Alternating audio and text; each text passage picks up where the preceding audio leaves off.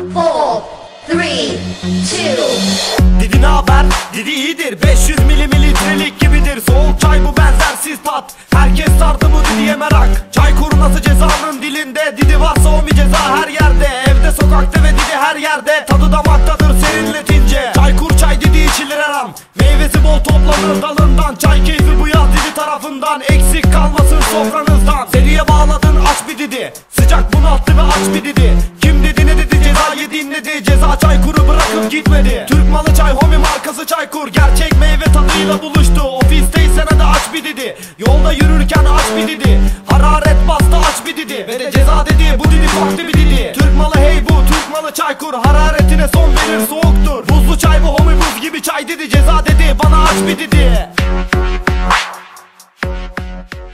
5, 4, 3, 2. Döndü geri dolaba baktı Didi. Dedi içini serinlet buz gibi. Önce kuru yemişi sonra sardı evi. Çayı nasıl en soğuk çayıdır dedi. Didi gibi soğuk ama Didi gibi çay bana milimi yetmiyor. Litrelik az buz gibi Çaykur'dan laktaki tat. Bu bir fark bu bir tat Didi farklı bir tarz. Didi verin içim yanıyor. Buz gibi Çaykur serinletiyor. Didi verin İçim yanıyor, buz gibi Çaykur serinletiyor. Koli koli getiriyor litresi az. Kebap lahmacun dönerle farz. Limonu şeftali bol meyvelisi. Buz gibi soğuk bu Çaykur'un dedi. Sofranın tadı bu bereketin adı. Çayları nasıl ve de Çaykur'un tadı. Yerli malı bu homie Türk malı. Ceza dediğiyle bu yazı tamamladı.